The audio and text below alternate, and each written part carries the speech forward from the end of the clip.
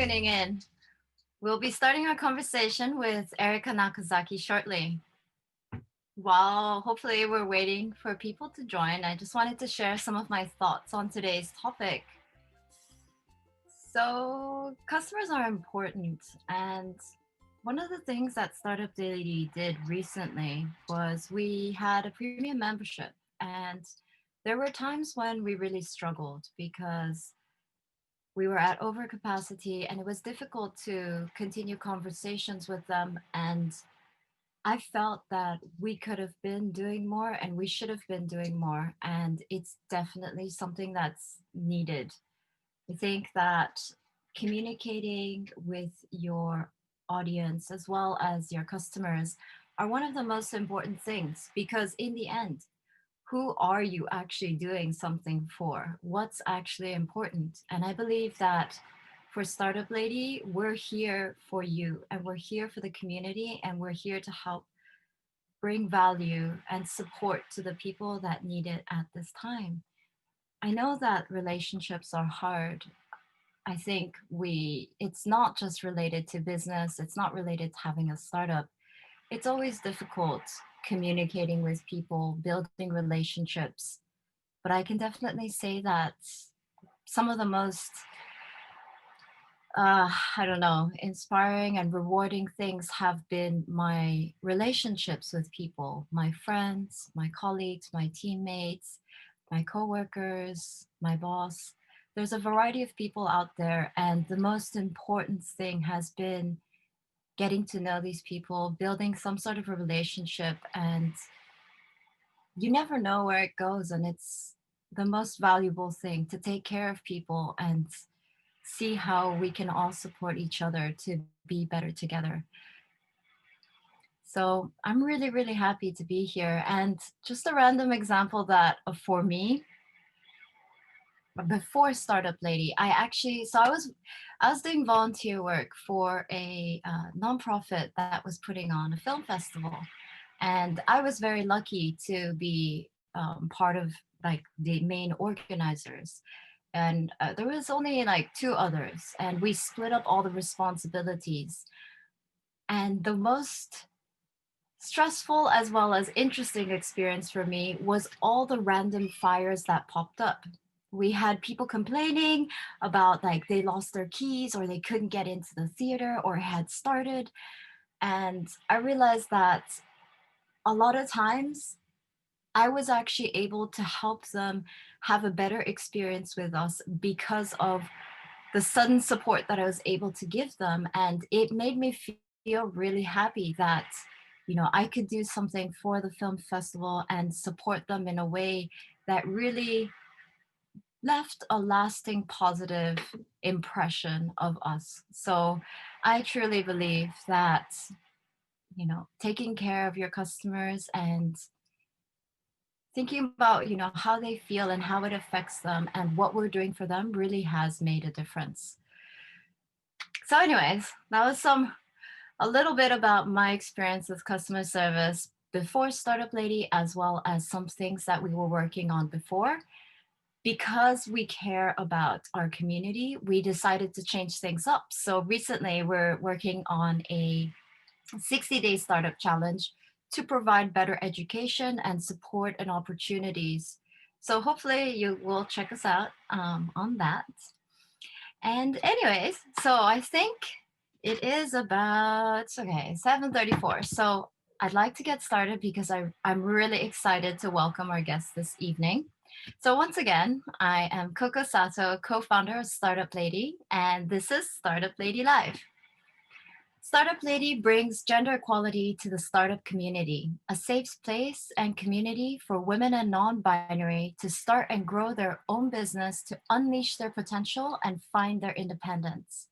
With these lives, we bring to you conversations with our startup network. Every conversation touches on inner inspiration, personal growth, and lessons learned. So even if you're not starting a business anytime soon, you'll find a lot to enjoy. And as usual, if you have any questions, please do not hesitate and make sure to chat it to us below. As mentioned here, we have an amazing team that will be checking the Facebook Live for any questions for our guests. So please reach out to us, chat to us, and we will do our best to cover them with our guests this evening. And tonight, we have my personal friend and special guest, Erika Nakazaki, who is the owner of the Latin American restaurant Sukha, located in Juban in Tokyo. Erika has a lifetime of experience working closely with customers. At an early age, she worked with her family business. Later, she founded a promotion company that quickly became popular. And in the last few years, she's opened one of the most popular Latin American restaurants in Tokyo, Suka Cafe Bar. And before we start, of course, I want to give a warm shout out and thank you to our lovely supporters. Don't forget to like and follow our Facebook page and join our free membership. So, in case you haven't done so, please make sure to do that. And yeah, so, Erica, thank you so much for being with us today to talk about relationship building with customers. Hello, dear Coco. I'm so excited to be part of the interview tonight. Thank you very much for the opportunity. And yeah, let's start. I'm very happy. I'm so excited that we're able to do something together. I know it's been some time. We've been friends for a couple of years, and I remember when I first met you, you were a bartender, and now you own your own bar. It's amazing and it's so inspiring. That's correct. And when I moved back from the US to Japan, I was working at this steakhouse in Tokyo, and I learned so much. And I started to talk to people, and it's like, hey, I'm loving this. And one day, I hope I can have my own place. And 5 months later, the dream came true. So Wow. Okay. So in 5 months, that was really the amount of time it took from being a bartender to becoming a business owner? kind of it's like when I want to do something, I just focus on that, and it's like let's go. And the opportunity show up. I found the right place, very like cozy place in the neighborhood. So it's like yeah, I didn't have the money, so it's like I will talk with a couple of friends if they want to invest and start working on the business plan. Wow. Okay. That was fast. And of course, the main topic is relationship building with customers. I'd really like to hear more on why you thought this was the most important topic for our community today. Because as I see my customers like friends, I very like remember their names or where they're from, because 80% of my customers are foreigners, and they feel like, oh, this is not like omotenashi, just like good service. It's like oh, they remember what I like, and that is a plus in restaurant food and beverage. That's great. And is this your first time, like, kind of, so before you opened your own bar and before being a bartender, do you have any other experience in the hospitality industry or building relationships with people? Yes, I create this group with three friends named El Carajo. We were organizing parties, activities, whenever like people from famous people from Latin America came, because it's a huge community in Japan. We were organizing everything like the venue, the tickets, the promotion, and I really enjoy working with people. It's like I love people. So it took me a while to know what I want to do, what I like to do. So after that, it's like, well, if I'm good doing this, I really like it. Let's try to make money from that, you know? I see. Okay. And I know that you've done quite a few, like you've changed industries, you've changed jobs quite a bit. Can you tell me a little bit more of like how you got started and why, like, did you always know you wanted to be an entrepreneur? Yeah, since I was like very little. Um, I remember my family had stationaries in Peru, so it's like I was getting pens or whatever that is from the stationery. It's like that. Can I get this? And I start selling that in my school with my friends, you know. And I was like 10 years old, and I remember telling my mom, it's like, Mom, I want to change my school. I want to go to the Chinese school because I think China is going to be like but number one in the world, and I want to learn Chinese. And my mom is like, no, but I always wanted to like do commerce or importing and exporting goods, and also I have some experience in that. Mm, okay. And then, so were you surrounded by like a lot of people around you that inspired you to start your own business? Yes, my parents, my uncles, and they gave me like a lot of responsibilities for like 10, 11 years old, so I knew how to do a check or pretty good in maths. So yeah, I think that was very important. Oh, nice. Ah, gosh. Well, you must know, you know me, like I'm so bad at math. So it's nice. So, okay, obviously math and finance, that kind of thing is your strengths. What are some weaknesses you feel that you've overcome in the last few years? um Sometimes if you are an entrepreneur and you have your own business, you never stop thinking about your business, and always thinking about new ideas, new businesses, and it's quite tough to disconnect. It's like just relax, enjoy. It's like always thinking. Even if I travel and I'm far from Tokyo, I'm thinking about my restaurant. It's like, oh, I hope everything goes well and the customers have like the experience that I want to give to them, you know. So that's my weakness. It's like it's hard to disconnect.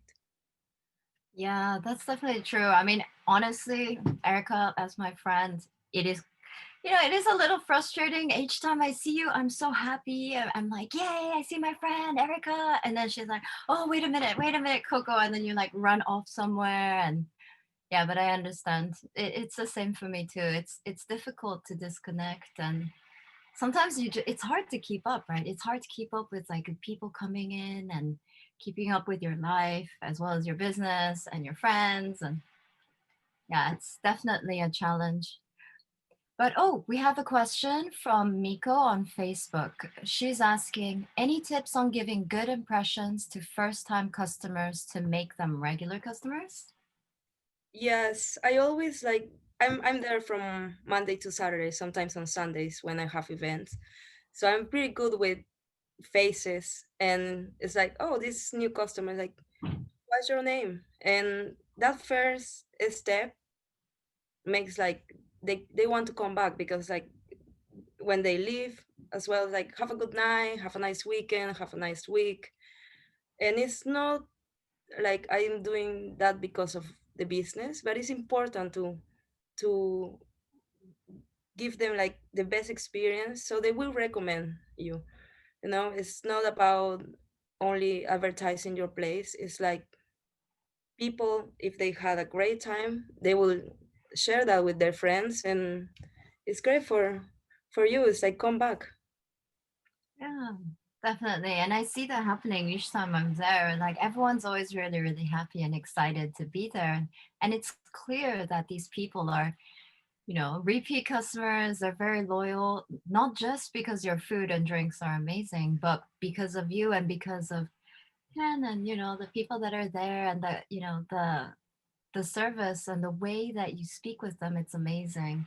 I think it's really great. So, I do forgive you as my friend. Like if Thank you're you. busy. Yeah, sometimes I feel like oh, I'm a bad friend because I'm always there, you know. So it's like someone's birthday, many times that I couldn't join at the beginning, and now they're celebrating the birthday at Sukha, and I feel like thank you because I can be part of of that. Yeah, I remember. It's true. I mean, we have celebrated quite a few birthdays there, and I love it there. I love Sukha. Like I know we were there recently, so yeah, it's Yeah, I amazing. really appreciate it. Yeah. But like, okay, so here's another weakness that I have, and I know I'm really terrible, but I'm really bad at remembering people's names and faces. Can you give any kind of advice on I this? try to connect, like for example, someone, I know a George, and it's like another guy comes, and it's like, oh, okay. So I actually like try to remember both faces. And it's like, oh, okay, it's George, or Mika-san. It's like, oh, I had in the past a good friend named Mika. So it's like try to connect the faces, and next time try it. It worked for me. Yeah, I've tried that before, but honestly, it's really hard. Like sometimes I'm not gonna lie, it's happened to me that, I see people I should know or friends or people I see often, but they change their hair or they're wearing sunglasses or something and I don't recognize them. Like, yeah, I'm not very good at that. So it's definitely a struggle. Have you always been good at it? No, no, at the beginning I was horrible. But now after 3 years, it's it's easy, and I know I live in the neighborhood as well. So during the day when I stop at the restaurant to pick up something or bring some groceries, I always see my neighbors, my customers like walking or running around. So yeah, and they're like, okay, see you later. Like, see you later. And it's like, later they come back at night. It's like, yeah, I really want to stop. So Yeah, that's true. That's really nice, but at the same time, it's because I know that you also live quite close in that area too. So it must be a challenge, kind of, let's say, for example, if you're having a bad day, or you're just very, very stressed out, and then you see your customers, you always have to be on, right? yes, I had couple of days like that, and just I start talking to them, and they're like happy to be there. So I switch. They change my day as well. I'm a very positive person, very happy, and but sometimes it's just like tired. Usually, like I work one Sunday as well, so only 3 days off during the month. And that's why when I have the chance to travel, I I just leave the country now. Now it's not possible, but it's very important to take care of yourself as an entrepreneur, as a business owner, because if I always thought like that, it's like if I get sick, all that I try to build is going to end like nothing. So I'm always trying to take care of myself, mentally and healthy, like physical, doing sports, eating well, sleeping a lot. If I'm tired and I need to sleep 14 hours, I will do that. Yeah, it's definitely important. And honestly, finding that balance is really one of the most challenging things. And I think we're going to be struggling with that our whole lives, but in a good way. We'll be, trying things out and, figuring out what works and what doesn't. So when you actually travel outside, what happens to Sukha during that time? I have people to cover me, like good friends. They are also customers at Suka, so they know how to. I see. Okay. Yes, I'm very lucky, to be honest, very lucky. Every time when in December I try to disconnect, I want to meet my family. or my boyfriend. So I need to leave for 3 weeks or a month. So what I do, uh, I close for a week or 10 days. So also the chef can have a rest. Well, we only two people working there all the time, the chef and myself. So someone, my friend or my cousin, they work there for 2 weeks, and then I close Sukha. People must miss you and like everything about Sukha when it's closed. Yes, yes, but it's good for them as well to disconnect a little bit.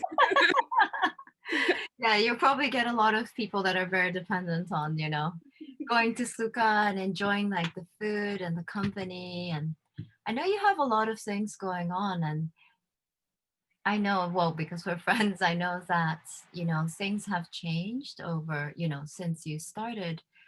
Can you share a little bit about, how like COVID-19 affected you and what choices you had to make? Of course, before Corona, the first year was very difficult. It was a challenge because the location is not like right next to the station. So it's like in a neighborhood, right? Very quiet neighborhood. And the second year, we changed a lot of things. Like we increased a little bit our prices. Um, because Peruvian food basically is a lot of work. All the products that we use is from Peru, so it's expensive to make that that that food, and we didn't have the number of customers or the orders that we needed to make it a balance. So I start changing small things, and I started working. I struggled many times. It's like, oh, how should I do this? It was my first experience, like kitchen and bar. It's not just a bar. And so during COVID, we were having great time for the restaurant. And thanks God, my customers and my friends support me a lot. My neighbors as well. I had people coming. I can say like 5 or 6 people coming from Monday to Saturday. Wow. Monday to Saturday. Yeah. So I was like, what day is today? It was like every day is the same. But it's thanks to them. And also I started to doing like pop-ups events. I had Mediterranean food. I started inviting chefs to cook at Sukha.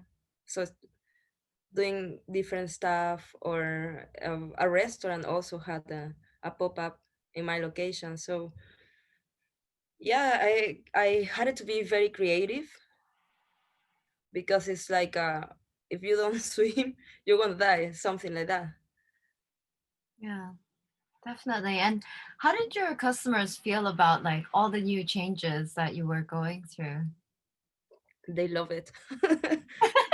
They love it. They Yeah, it's always like starting like new groups, new community.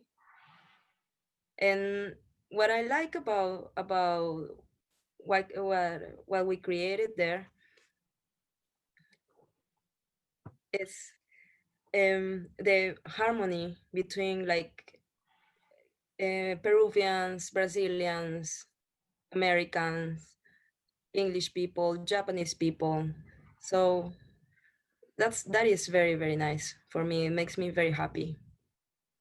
Yeah, I love it. It's always like that every time I'm there. And what do you think is the secret that you managed to do that?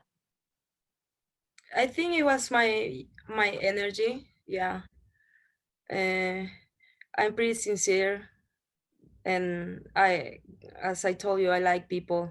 So one important change that I did is I had the counter, and it was only space for three seats.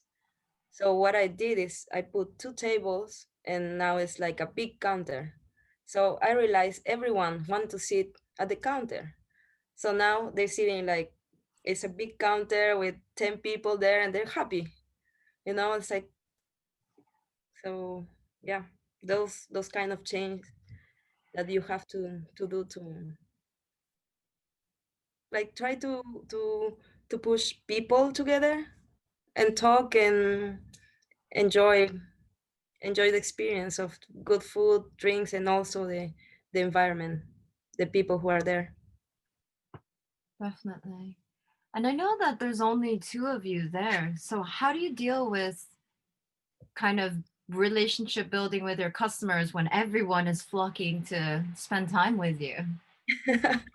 That's why like, oh, wait a minute, I'm going back, and it's like, oh, have you met? And I always introducing people there. It's like, oh, have you met my friend? Let's say my friend Coco. So the person who came to talk to me, they start to talk to you, and then they become friends. And next time it's like you come and the other person is there. It's like yeah, so it's like a big group of friends. Yeah, that's definitely true. That is the feeling that that I get every time we're there. So we have another question from Miko on Facebook. Is it possible for an introvert like myself to manage a cafe as well? It depends if you like to if you like people, if you want to change to you want to change that to become like more easygoing, outgoing. uh, could be great for you. I I was very social all the time, but I think you can do it if you really want it. The thing is that you have to figure out what do you want, what do you like, what are you good for, and just do your business, start your business. That's true. Okay, but honestly, okay, there I do see that a lot of everything in Sukha is some things that you like. There must be some things that you don't like about, you know, being an owner and manager of the bar. What would that be? Mm, wow. um that is a tough question. I never thought about like, oh, I really don't like this. I just, as I told you, I don't like the way that I cannot disconnect from my business. I'm always thinking, it's like, I hope they're having a great experience, a great time. That's that's all. So what do you do if a customer is unhappy, or have you ever had a customer mention something that might have been negative?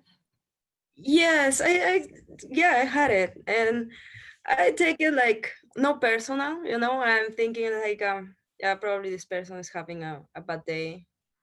Uh, but if someone is rude, I change the way I treat this person. It's not going to be rude, but it's not going to be me smiling. So so people, when that happened, the person noticed, and it's like it just changed his attitude. And I saw that, it was last weekend. I had one customer for the first time, and he was a little bit rude, and so all the customers is like, "Are you serious?" Because Sukha means happiness. It's like constantly feeling of happiness. If you don't want to share with people, it's okay. You can sit in the corner, but it's mostly about having good time, you know, and good energy, good vibe. And it's very important that the owner or the manager or the person who's there has to show to everyone. Yeah. So, what are some other things? So, you mentioned, I mean, obviously, I know that you find that relationship building is most important. What are some other things that you've realized after opening your bar are important to making your business run as successfully as it is now? The, not only, for example, focusing in the hours time that you have to change with the situation. When all the COVID started and the kids stopped to go to school, I started my bentos business, and I was delivering to houses, like, moms that they have 3 kids, 4 kids. They were always ordering, so it was, wow, this is an opportunity here. And actually they asked me to deliver to the school when they went back to school. And it's like, mm, it was great experience. Now I know how to do that. But after, now that the restaurant is successful and I proved to myself that I did a great job, I'm ready to take another level and working in new projects for next year as well. So that's the thing, is like I don't want to get distracted. That's one of the things that I don't like of me before in the past, like when I was 25. Now I'm 32. So before it's like, oh, this looks interesting, I will try this, and then not giving enough time or chance to become like a good thing. And right now it's like, no, I should focus on what I'm planning. Okay, so you're busy keeping Sukha successful and as happy a place that is as it always is, while preventing yourself but being distracted, but you're also planning for future projects. How do you balance all of that out? Yeah, I'm trying to find the harmony between both things. I learned a lot having Suka. I think I learned more than when I was studying at the college. It's in the practice, and I will tell you, it's like after you run a restaurant, you can do anything, anything, because it's like you have to take care of food, beverages. Um, if something happened with the customer, you have to be there. So it's like you become like an octopus. And yeah, Yeah, that's definitely true. And I see a comment from our mutual friend Emma. Sukha is so cozy and welcoming. I always enjoy being there. I think she speaks for all of us. thank you. Yeah.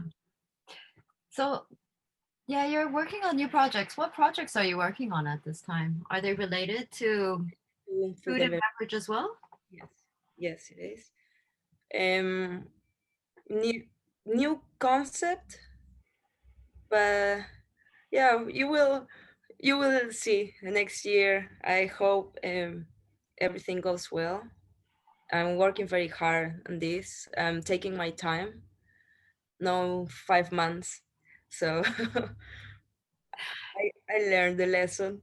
And yeah, and at this point of my life, of course, I need to learn a lot of stuff yet, but I feel very confident about everything that I'm doing now. Is like super confident, and it's very important to you to believe in yourself, believe in your project, and be surrounded of people that believe you, support you, and cheer you up.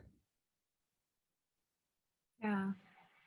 And how do you find these people? Any advice for people that might be trying to do something new or might be going through a difficult time? Sure. Just don't try to cut the bad people in your life, bad energy. Um,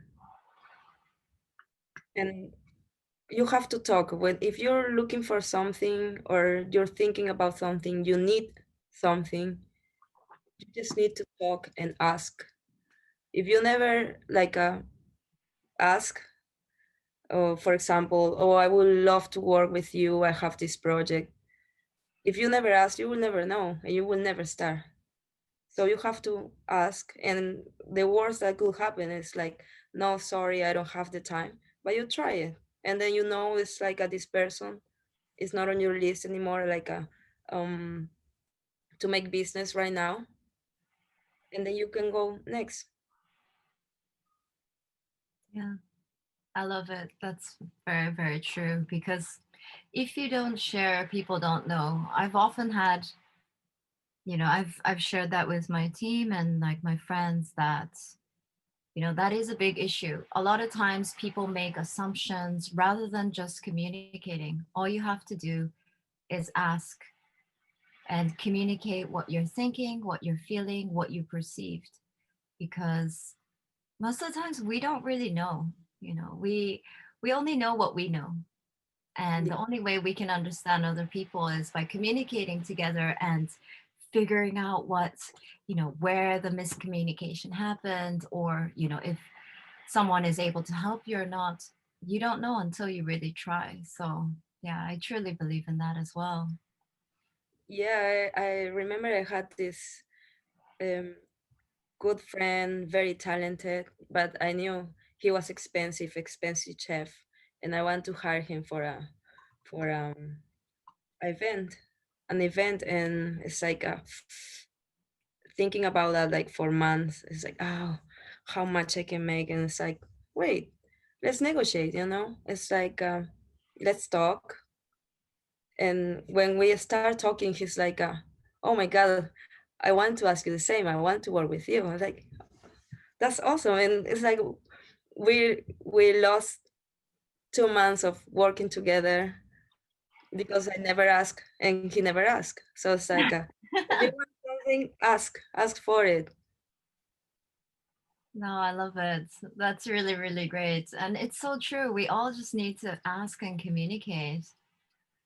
Yeah. So I know you mentioned it briefly before, and I know what it means, but how did you actually? So Keith from Facebook is asking, how did you pick the name of Sukha? My sister helped me with that. I was looking something in Quechua. Quechua is one of the dialects that they speak in Peru, but it was very hard to pronunciate. So it's like, and I was so busy, like changing everything, getting ready for the restaurant. And I asked my sisters, like, can you look for like I want like a happy or nice environment, nice vibe name. And yeah, she came out with Sukha. Sukha is in Hindi, means happiness. And so at the beginning, I forgot to mention this, but Sukha in my mind, it was a coffee shop, and didn't work for the first 2 months. Like, I need to do something, and became more like a bar because all my friends, they are more like bar people.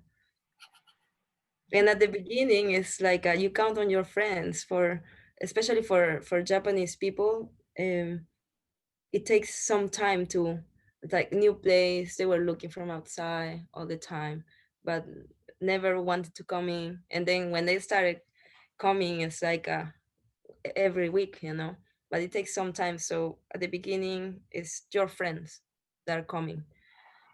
So I changed all the concept, and maybe now I sell like 2 coffees in a month. But No, the thing is like, you start with one idea, and in the road you start changing. I changed the menu like 4 times, and now it's like, okay, this is this is what people like, and I will keep it. It's not like that, everything is like, it's going to be like this. No, change so many things, and that's how, I think the business is successful now. yeah, definitely. And I just see a comment from Pamela, our Pamela. And she's actually right. She's in Sukha right now. So, I mean, That's another example of, people Awesome. finding happiness at Sukha, right? Yeah. She enjoys being there. So, I mean, on the topic of like relationship building, I'm curious, have you ever struggled building a relationship with people that might not speak the same language or might not share the same culture as you? No, no, personality never happened. Um, if they're not open or they don't want to talk, I don't insist. It's like you have to read your audience. If they're like, oh, great, or just want to have their meal quiet, and they at the end they appreciate that and come back again, and little by little they start changing as well. It's like, oh, this is nice. Okay, so let me ask you a difficult question because you know me. So, since Thank you mentioned that, how do you. you tell the difference between a person who's alone that wants to be spoken to and someone who's alone that needs to be alone? The body language, there's like, hey, how are you? And it's like, great, not asking how I um or it's like, oh, it's raining, terrible. Yeah, it is. And they're in their phones. It's like, okay, yeah, it's like, just leave it. You can feel it. I don't know. I think it's I I have a sensor for that now after 3 years.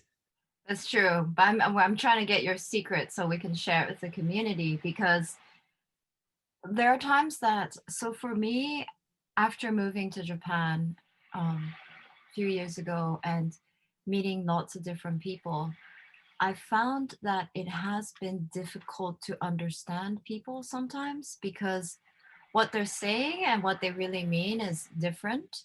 And that's just because of culturally, we grew up differently and it's difficult to kind of understand that. And that is a challenge for me time to time because sometimes they say something, but then they do something else. And that would actually happen with, some of our startup lady events that we were holding in person before, not now. But there were times when I knew that these people they wanted to talk, but due to perhaps their shyness or their insecurity or maybe their lack of fluency of English, they were it was difficult for them to communicate with other people or want to reach out. How do you tell the difference between someone who might be shy, who does want to talk, but they don't know what to do, so maybe they quickly hide behind their phone? Are there Oh, any indicators other than what you mentioned? yes. My native language is Spanish. It's not English. It's not Japanese. I didn't go to school here, so and I don't use Japanese anymore. Suka is English, Portuguese, and Spanish all the time. Of course, and just when I have Japanese customers, they want to practice their Spanish or their English. So my Japanese is not great. And the thing is, like, I try to speak in Japanese, and it's like, I like this, I want this, or I will recommend you also sume, like very short, but they understand that I'm trying to, I'm smiling, I'm talking to them, and I'm doing my best, and they really appreciate that. So if someone, just, it's not just about the language, it's about the attitude. You can tell if the person really wants or really likes something, or just not, and hiding with that skills. That's true. And yeah, you're right. I mean, I think a lot of us do have some sort of gut feeling when we're communicating with people what they're, how they really feel or not. Maybe some people don't, but maybe that's something that we can all work on too. be more perceptive about the people around us, and to listen when at times people might not be sharing something in words, right? Yes, and it's very important. It's like whatever you do it, do your best. Or if be nice, be nice with people, and you will get very nice people and people that really cares about you. It's like it's natural, becomes natural if you're kind and nice with people. That's very true. And I know that, we touched a little bit on your past, but I am curious. You're a very positive, friendly, authentic person who just does not give up. And I've seen you grow so much. But I also know a little bit that, you have done other work before being a bartender. I know you worked in a factory. Can you shed maybe some light on people about changing industries as well as not giving up?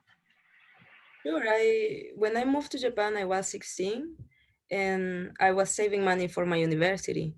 So the factory was easier because you don't have to be fluent in Japanese, and underage as well, and no education at the moment, just school. And I really love it. At some point in working at the factory, I became like a leader of my area and no being fluent in Japanese. And I was I'm a lady in Japan working in a factory, and I was dealing with um, Japanese guys older than me, and I was a leader. It's because it was my attitude, and I learned a lot in the factory. And I finished my university because of that. But I always had in my mind, it's like, I don't want to do this for the rest of my life. It's just the way that I'm getting to the next point. And I see a lot of in the community, Peruvian community, Brazilian community, that they start working at the factory, and they work in the factory all their life. It's like it's nothing bad about that, but it's important to have like a goal. To It's like okay, I'm doing this because I want this. It's not becoming like a robot. And I remember working at the factory until 7 p.m. and taking online courses. That's how I learned English, because all the courses were in English. And then I started the promoting company, and also I was working at the factory. So it's like my day was from 7 a.m. until midnight. But helped me to be like, now it's like I'm not tired. I can work 7 days a week and I'm fine, because I'm active and I really love what I'm doing. So um, there one thing about when you ask me is like, what do you don't like about you?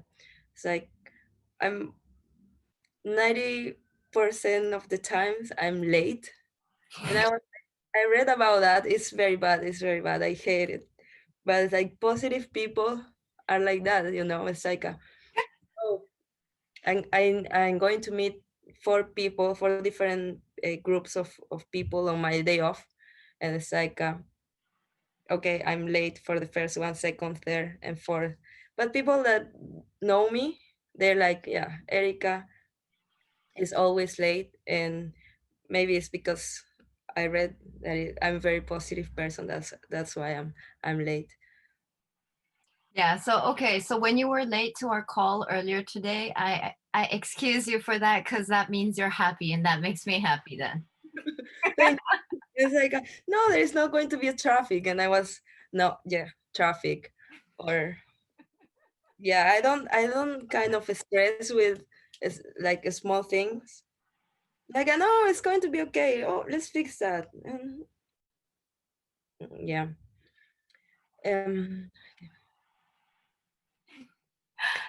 Have you always been such a happy, positive person? Yes. Yeah. What types of things other than your friends make you this way, do you think? My family. Yeah, I come from a big family, so I always surrounded by my cousins, aunts, uncles. It's very Latin style family. Actually, we have like a WhatsApp chat group, and it's like 30 people texting every day. And yeah, I think it's very important to find a balance. I also go to church every Sunday and change my life. I felt I had a lot of friends at the beginning and when I moved back to Tokyo, but I felt kind of lonely. So I found out it's like going to church made me happy, made me feel calm, and my family is not here, so I'm by myself, and I stopped feeling lonely because even if like I was surrounded with 20 people, like there's something missing, and then the balance started, like everything work out. Yeah. Yeah, that is a lot of people. I don't think I even have 20 family members, like extended family. Yeah, that's it sounds really active and exciting, but I'm not sure how how I would be because I'd say my family and they're all located all around the world and I grew up away from everyone except my parents and my brother. So, yeah, that's it's really nice to hear these stories. Thank I you. Yeah. So for example, so you have a lot of family and you're very close together and you communicate with your friends often and you see them all the time. Are there any other tips that you could give that are maybe not dependent on people, but perhaps skills or advice that you could give to our community on how to just not give up and have better relationships and why, like with their customers? Yeah, don't give up. Don't give up, but you have to know when it's like well, it's enough. I'm done here. It's time to look for something else, to start a new project. That will be my advice. Like just sometimes it's not like you're giving up. It's like it's not working. It's okay. You will find another thing, and everything is going to be okay. And also, yeah, take care of your customers, as not only because of the money. It's like personal. It's good for yourself as well.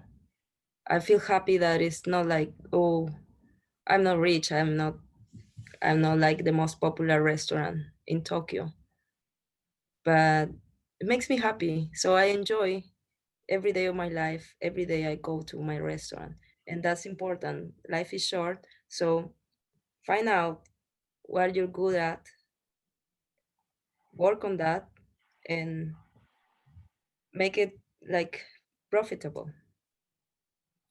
Yeah, that sounds really, really ideal, definitely. And I actually see a comment from Julio Melvin on Facebook.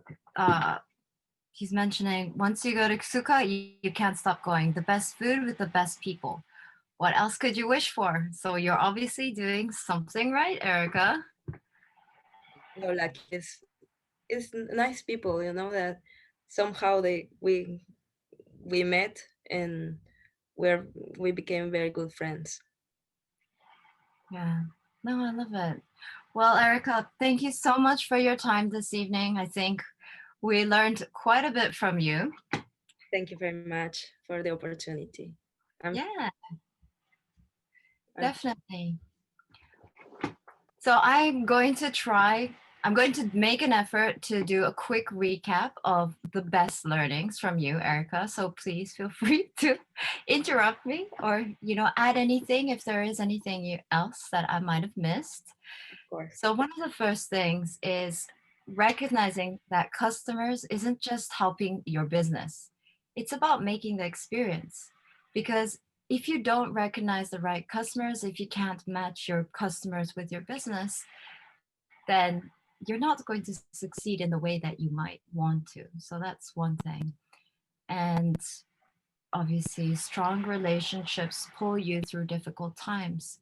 So no matter what you're going through, if you had spent the time building the relationships around you, if they have really developed into a strong relationship, they will be there to support you when times get tough, definitely. And then, oh yeah, talk and ask when you are starting something or when you're feeling something or when you need something. Because if you don't communicate, then people don't know what you're going through. And it's definitely worth trying to communicate and giving other people the opportunity to either be there for you, to listen, to understand, or to help you. Um, and another thing was you start with one idea and then you change, and then you change, and then you change until one day you get it right. I think that's what Erica did. So we can definitely learn from that. And lastly, always have a goal in mind. It's too easy to start something and then you have to think where you'll stop or where you're going. So try and have a goal, a passion. What do you really want to do?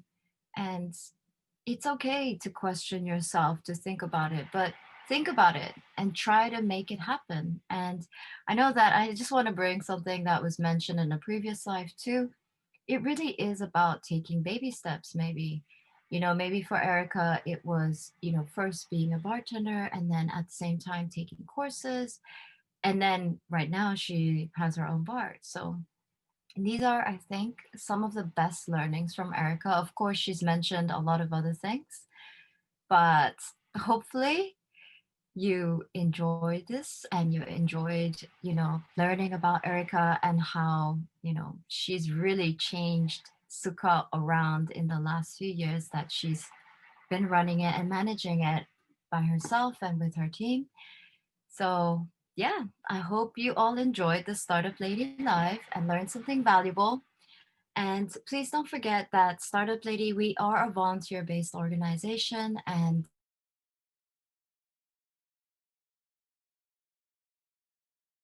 and just important lessons learned from people that you might not have heard from before. So please do let us know, like and follow us.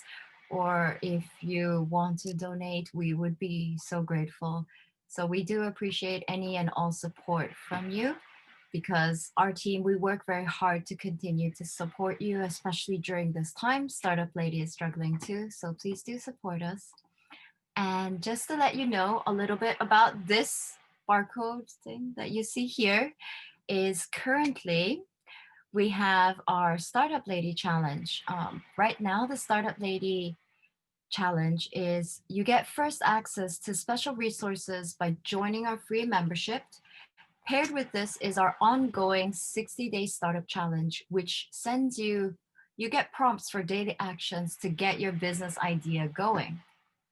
And the Startup Lady, you'll get daily educational tips so that you can bring your startup idea into a pitch deck that might be ready to be pitched to partners or investors in the future.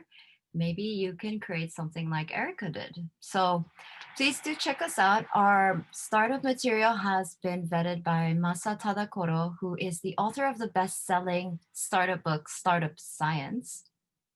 And with our bite-sized materials, maybe you can get another idea that you've had started and going, and you never know where that's going to take you. So definitely join us, and maybe you might meet an accountability partner that will help you make things happen. And lastly, as always, I just want to let you know about our upcoming events. This Wednesday, October 28th, is Startup Lady Pitch Night, first stage. So see you there at 7 o'clock to watch our Startup Challenge participants show what they've accomplished from our first 60-day Startup Challenge. So definitely tune in. And next week, uh, we will have our next Japanese live. I think it's on, oops, okay. I think it's November 2nd at 7 p.m. with Yuya Ishikawa of the Tokugawa Sogo law firm. So please do check us out. And our next English live is on November 10th at 7 p.m. with our mentor, Henri Digny from PwC. So please do check us out. And once again, thank you so much for being with us this evening. I'm Coco with Startup Lady, and thank you so much. This was Startup Lady Live.